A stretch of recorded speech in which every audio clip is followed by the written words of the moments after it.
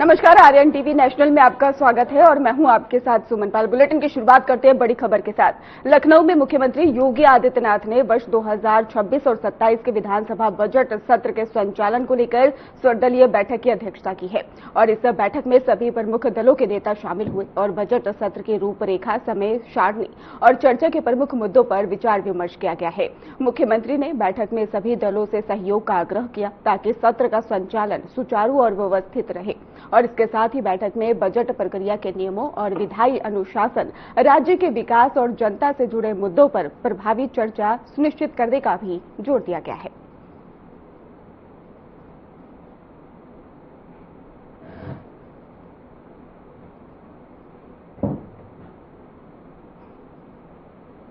मुख्यमंत्री योगी आदित्यनाथ 9 फरवरी को सीतापुर दौरे पर रहेंगे। वे शास्त्री नगर पर मौजूद बाबा गिरधारी नाथ तपोधाम आश्रम जाएंगे, जहां पर भव्य धार्मिक आयोजन किया जा रहा है। इस अवसर पर मुख्यमंत्री नवनिर्मित भवन और गुरु गोरक्षनाथ अमृत धारा फाउंटेन का विधिवत उद्घाटन करेंगे, जहां पर प्रशासन और पुलिस ने सुरक्षा के कड़े इंतजाम किए हैं।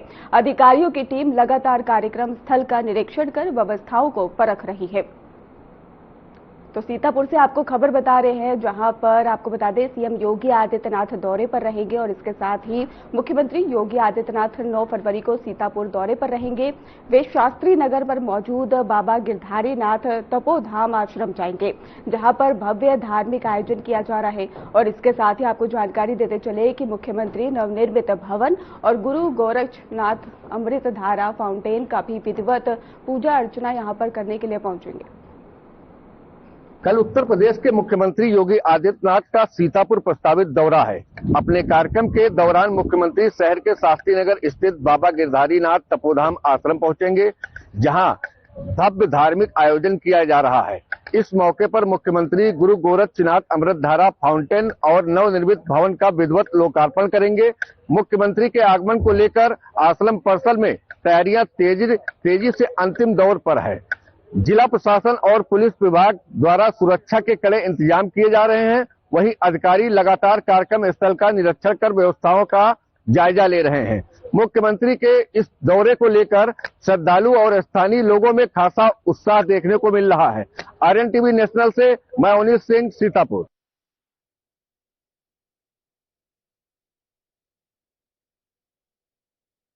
को सीतापुर दौरे पर रहेंगे। वे शास्त्री नगर पर मौजूद बाबा गिरधारी नाथ तपोधाम आश्रम जाएंगे, जहां भव्य धार्मिक आयोजन किया जा रहा है और इस अवसर पर मुख्यमंत्री नवनिर्मित भवन और गुरु गोरक्षनाथ अमृत धारा फाउंडेशन का विधिवत उद्घाटन भी करेंगे और इसके साथ ही प्रशासन और पुलिस ने सुरक्षा के कड़े इंतजाम किए हैं।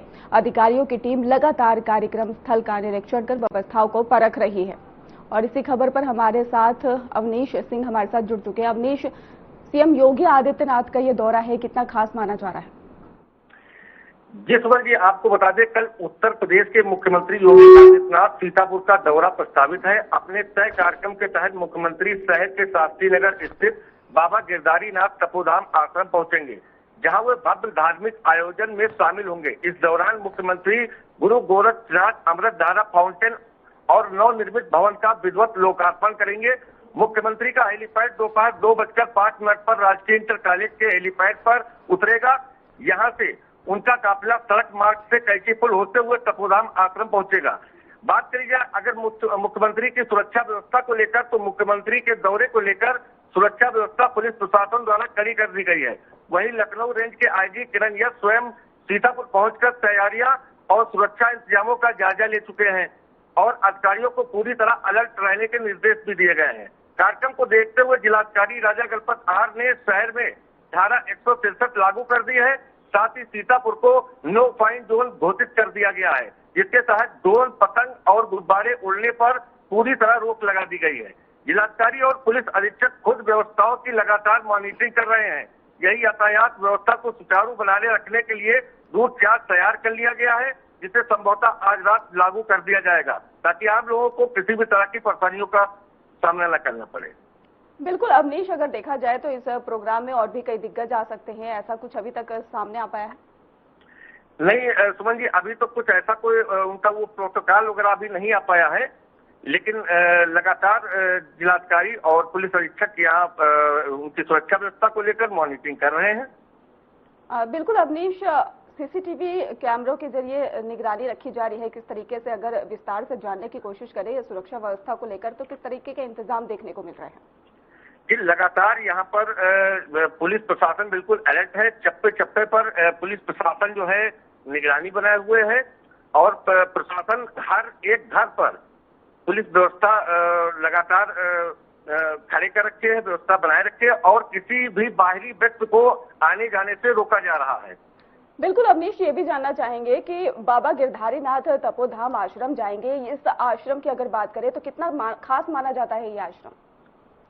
ये काफी पुराना आश्रम है। ये गोरखनाथ आश्रम फाउंडेशन और नवनिर्मित भवन का विधिवत लोकार्पण करेंगे। ये काफी खास माना जा रहा है।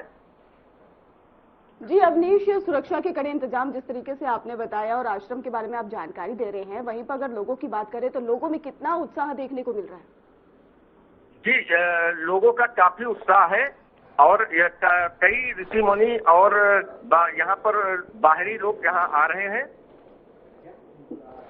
जी अवनीश, आपका फिलहाल बहुत बहुत शुक्रिया हमारे साथ जुड़ने के लिए और अहम जानकारी देने के लिए।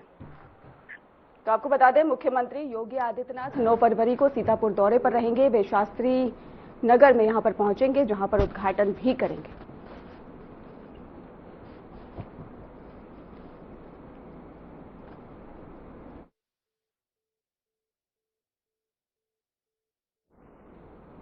विश्व हिंदू रक्षा परिषद ने लखनऊ के कई हिस्सों में विवादित पोस्टर लगाए हैं और पोस्टरों में पश्चिम बंगाल के मुर्शिदाबाद में बनने वाली नई बाबरी मस्जिद का विरोध किया गया।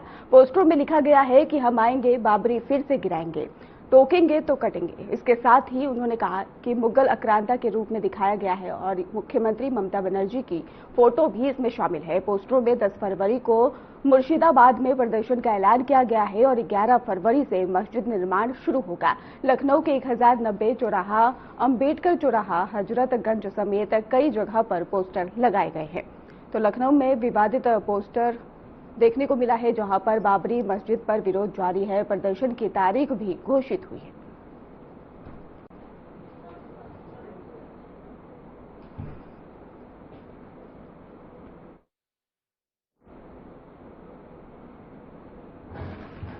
तो लखनऊ में विवादित पोस्टर हम आपको दिखा रहे हैं, जहां पर लिखा हुआ है बटोंगे तो कटेंगे। इसके साथ ही आपको बता दें, विश्व हिंदू रक्षा परिषद द्वारा यह पोस्टर लगाया गया, जहां पर लखनऊ के कई हिस्सों में विवादित ये पोस्टर लगाया गया है। पोस्टरों में पश्चिम बंगाल के मुर्शिदाबाद में बनने वाली नई बाबरी मस्जिद का विरोध किया गया है। पोस्टरों में लिखा गया है कि हम आएंगे, बाबरी फिर से गिराएंगे, टोकेंगे तो कटोगे। और इसके साथ ही हुमायूं कबीर को मुगल आक्रांता के रूप में भी दिखाया गया है। आपको बताते चले कि मुख्यमंत्री ममता बनर्जी की फोटो भी इसमें शामिल है। पोस्टरों में 10 फरवरी को मुर्शिदाबाद में प्रदर्शन का ऐलान किया गया और इसके साथ ही 11 फरवरी से मस्जिद निर्माण शुरू होगा। लखनऊ के 1090 चौराहा, अंबेडकर चौराहा, हजरतगंज समेत कई जगह पर पोस्टर लगाए गए हैं। तो आपको लखनऊ से खबर बता रहे हैं, जहां पर यह विवादित पोस्टर देखने को मिला है। बाबरी मस्जिद का विरोध भी यहां पर लगातार देखने को मिल रहा है।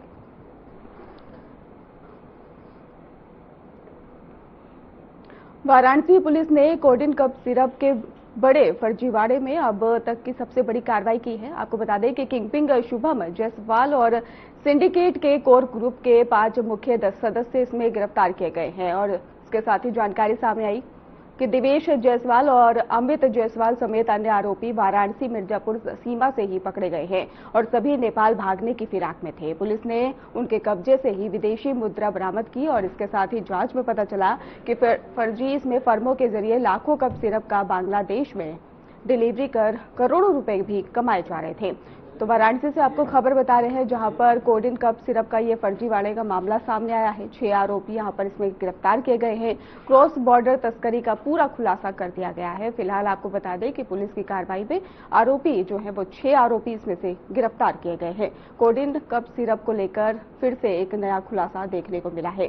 फिलहाल आपको वाराणसी से खबर बता रहे हैं, जहां पर सिरप का बांग्लादेश में ही डिलीवरी कर करोड़ों रुपए कमाए गए थे, ऐसी भी जानकारी सामने आई। लाखों कप सिरप का यहां पर डिलीवरी दिया जाता था और इसके साथ ही ये भी जानकारी सामने आई है कि नेपाल भागने की फिराक में थे सभी के सभी और मिर्जापुर सीमा से इन आरोपियों को पकड़ा गया है।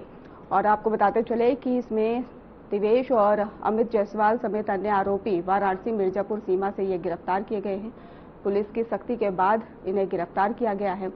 सूचना के आधार पर ही पुलिस मौके पर पहुंची हुई थी, जिसके बाद उन्हें गिरफ्तार किया गया।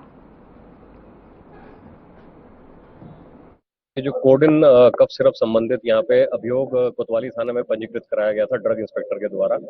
इसमें आज जो 5 अभियुक्त हैं उनको गिरफ्तार किया गया है, इसमें जो फरार चल रहे थे।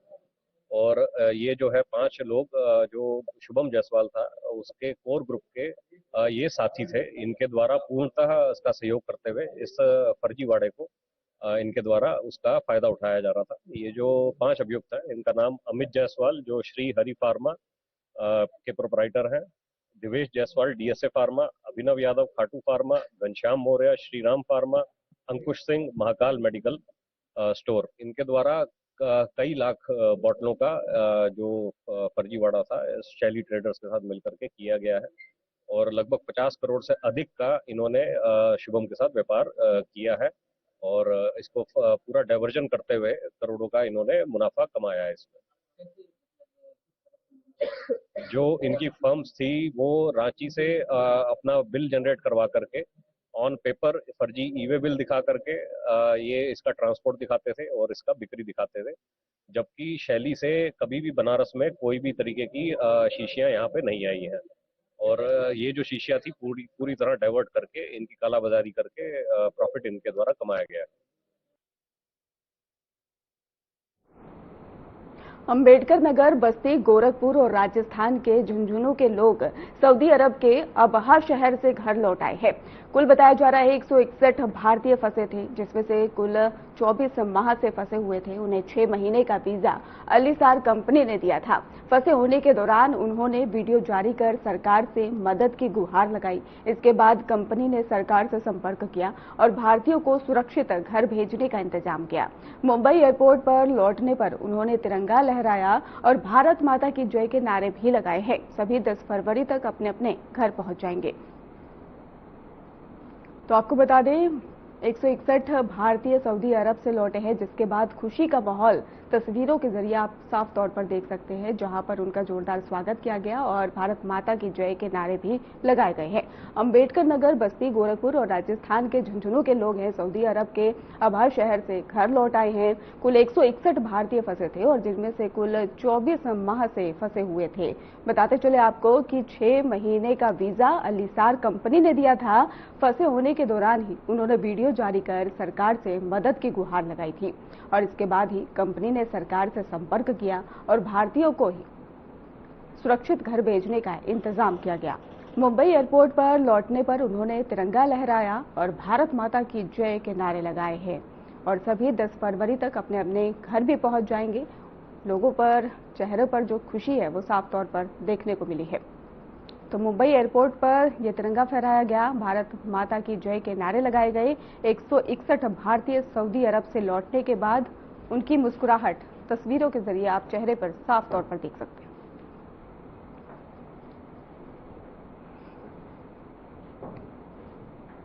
पूर्व डिप्टी सीएम अजीत पवार की अस्थियों का विसर्जन प्रयागराज के संगम में उनके बेटे जय पवार ने किया। ये अवसर परिवार और पार्टी कार्यकर्ताओं के लिए भावुक पल साबित हुआ है। कश्मीर से कन्याकुमारी तक चली अस्थि कलश यात्रा का संगम में समापन हुआ है और इस कार्यक्रम में बीजेपी और एनसीपी के कई वरिष्ठ नेता भी मौजूद रहे। पूरे कार्यक्रम में श्रद्धा और सम्मान का माहौल था। तो प्रयागराज से आपको खबर बता रहे हैं, जहां पर पूर्व डिप्टी सीएम अजित पवार की अस्थियों का विसर्जन प्रयागराज के संगम में उनके बेटे जय पवार ने किया है। ये अवसर परिवार और पार्टी कार्यकर्ताओं के लिए बहुत ज्यादा भावुक पल साबित रहा। आपको बता दें कि कश्मीर से कन्याकुमारी तक चली अस्थि कलश यात्रा का संगम समापन हुआ है और इस कार्यक्रम में बीजेपी और एनसीपी के कई वरिष्ठ नेता मौजूद रहे हैं। पूरे कार्यक्रम में श्रद्धा और सम्मान का माहौल साफ तौर पर देखने को मिला था। तो अजीत पवार की अस्थियों का विसर्जन किया गया। देखिए, आज हम लोगों ने यहाँ पे अजीत दादा के चिरंजीव जय दादा पवार जी आज यहाँ पे आए और उन्होंने हिंदू रीति रिवाज से पूरे विधि विधान से आज उन्होंने संगम में अस्थियां उन लोगों ने प्रस्तावित की यहाँ पे माँ गंगा में। और इसके साथ साथ में देश में अलग अलग पवित्र नदियों में दादा की अस्थियों को हम लोगों ने प्रस्तावित किया और आज उन्होंने उनके सुपुत्र उनके बेटे ने पूरे विधि विधान से दादा की अस्थियों को करके हिंदू रीति रिवाज से अपना क्रिया पूरा किया। धीरज शर्मा, राष्ट्रीय यूथ अध्यक्ष एनसीपी।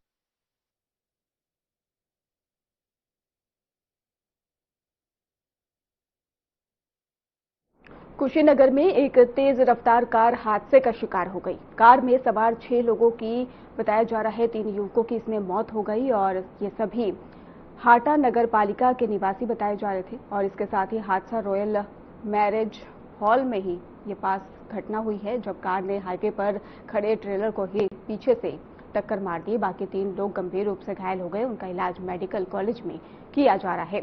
वहीं पर दुर्घटना से परिवार में शोक का माहौल देखने को मिला और पुलिस मामले की जांच में जुटी हुई है। तो कुशीनगर से बेहद दुखद खबर सामने आई, जहां पर हादसे में 3 लोग गंभीर रूप से घायल बताए जा रहे हैं। 6 लोग इसमें सवार थे और कुशीनगर में एक तेज रफ्तार कार हादसे का यहां पर शिकार हो गई और कार में ही सवार 6 लोगों में 3 युवकों की मौत हो गई है। ये सभी हाटा नगर पालिका के निवासी थे और हादसा रॉयल मैरिज हॉल के पास में हुआ है, जब कार ने हाईवे पर खड़े ट्रेलर को ही पीछे से टक्कर मार दी। बाकी 3 लोग गंभीर रूप से घायल हो गए, उनका इलाज मेडिकल कॉलेज में चल रहा है। दुर्घटना से जब उनको सूचना मिली तो परिवार में शोक की लहर साफ तौर पर देखने को मिली। फिलहाल पुलिस सूचना पाते ही मौके पर पहुंची और छानबीन में जुट गई है।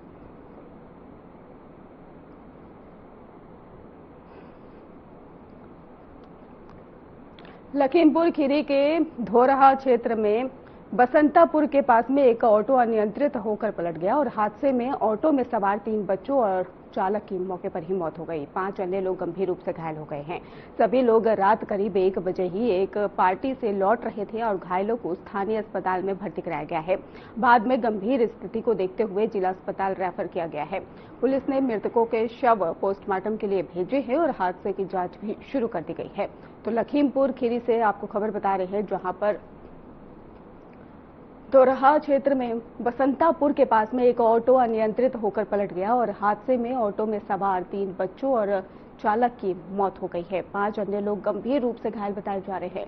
सभी लोग रात करीब 1 बजे ही पार्टी से लौट रहे थे और घायलों को स्थानीय अस्पताल में भर्ती कराया गया है और बाद में गंभीर स्थिति को देखते हुए जिला अस्पताल रेफर किया गया है। पुलिस ने मृतकों के शव पोस्टमार्टम के लिए भेजे और हादसे की जांच भी शुरू कर दी गई है।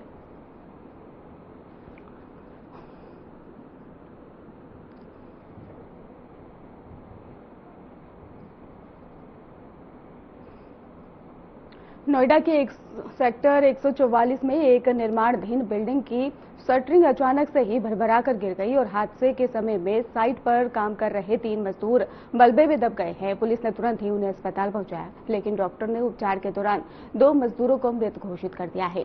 एक मजदूर गंभीर रूप से घायल है। घटना के बाद से पुलिस ने साइट के ही सुपरवाइजर और ठेकेदार को गिरफ्तार कर कार्रवाई शुरू कर दी।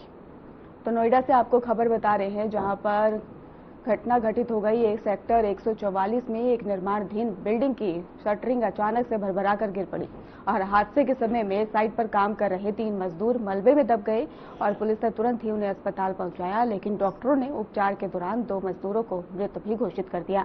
एक मजदूर अभी गंभीर रूप से घायल बताया जा रहा है। वहीं पर घटना के बाद पुलिस ने साइट के सुपरवाइजर और ठेकेदार को गिरफ्तार कर आगे की कार्रवाई भी शुरू कर दी है।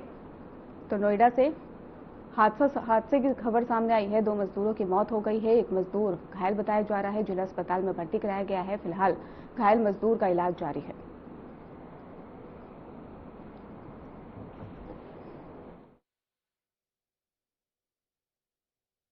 आज दिनांक 8 फरवरी 2026 को थाना 142 क्षेत्र के अंतर्गत एक निर्माणाधीन बिल्डिंग में काम करते रहे शटरिंग का काम करते वक्त जो स्कैफोल्डिंग्स थे उसमें गिरने की वजह से 3 लोग को चोट आई, जिसमें तुरंत उपचार के लिए पास अस्पताल में तुरंत तत्काल पुलिस टीम द्वारा ले जाएंगे, जिसमें इलाज के दौरान 2 लोग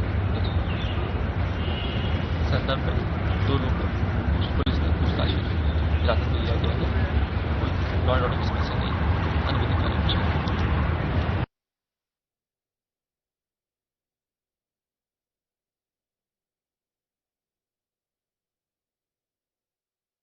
उत्तर प्रदेश विधानसभा के बजट सत्र से पहले समाजवादी पार्टी की विधानमंडल दल की महत्वपूर्ण बैठक आज आयोजित, और इसके साथ ही आपको बता दें कि बैठक की अध्यक्षता पार्टी अध्यक्ष अखिलेश यादव करेंगे, जिसमें कि बजट सत्र के दौरान सदन में अपनाई जाने वाली रणनीति तय की जाएगी। बताया जा रहा है कि सपा महंगाई, बेरोजगारी, कानून व्यवस्था और SIR जैसे मुद्दों पर सरकार को घेरने की तैयारी कर रही है। 9 फरवरी से शुरू हो रहे बजट सत्र को लेकर पार्टी विधायकों को विशेष दिशा निर्देश भी दिए जाएंगे। राजनीतिक हलकों में माना जा रहा है कि इन मुद्दों को लेकर सदन में तीखी बहस और हंगामे के भी आसार रहेंगे।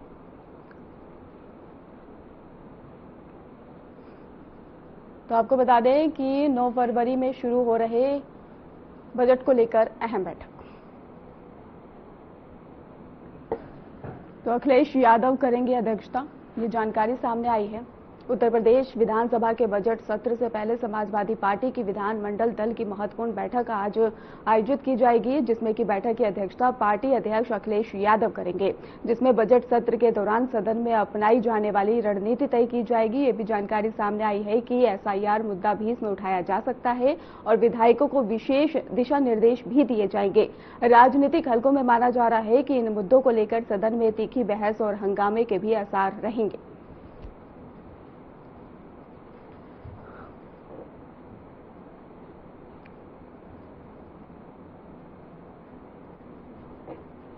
उत्तर प्रदेश की राज्यपाल आनंदीबेन पटेल से जन भवन लखनऊ में उत्तर प्रदेश विधानसभा अध्यक्ष सतीश महाना ने शिष्टाचार भेंट की। इस दौरान ही विधानसभा अध्यक्ष सतीश महाना ने राज्यपाल को आगामी विधानसभा बजट सत्र की तैयारियों और कार्यक्रम की विस्तृत जानकारी दी है। मुलाकात के दौरान ही बजट सत्र के सुचारू संचालन से जुड़े कई पहलुओं पर चर्चा हुई है। तो आपको बता दें, उत्तर प्रदेश की राज्यपाल आनंदीबेन पटेल से जन भवन लखनऊ में उत्तर प्रदेश विधानसभा अध्यक्ष सतीश महाना ने शिष्टाचार भेंट की है। इस दौरान ही विधानसभा अध्यक्ष सतीश महाना ने राज्यपाल को आगामी विधानसभा बजट सत्र की तैयारी और कार्यक्रम की विस्तृत जानकारी दी। मुलाकात के दौरान बजट सत्र के सुचारू संचालन से जुड़े कई पहलुओं पर चर्चा भी की गई है।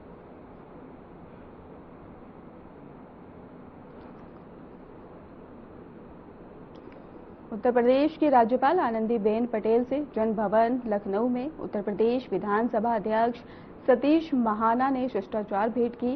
इस दौरान ही विधानसभा अध्यक्ष सतीश महाना ने राज्यपाल को आगामी विधानसभा बजट सत्र की तैयारी और कार्यक्रम की विस्तृत जानकारी दी है। मुलाकात के दौरान बजट सत्र के सुचारू संचालन से जुड़े कई पहलुओं पर भी चर्चा की गई है।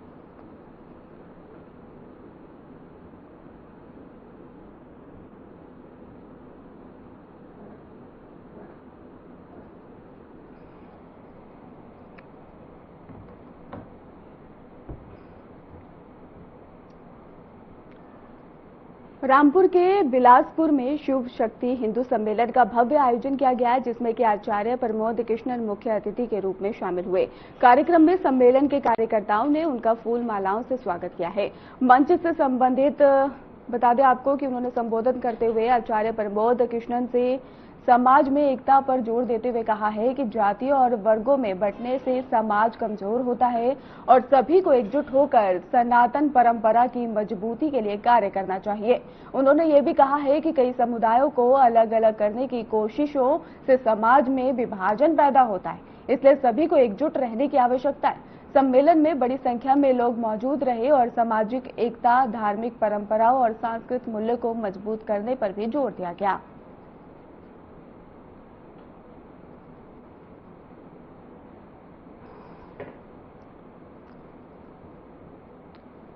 फिलहाल खास बुलेटिन में बस इतना ही। आप देखते रहिए RNTV नेशनल।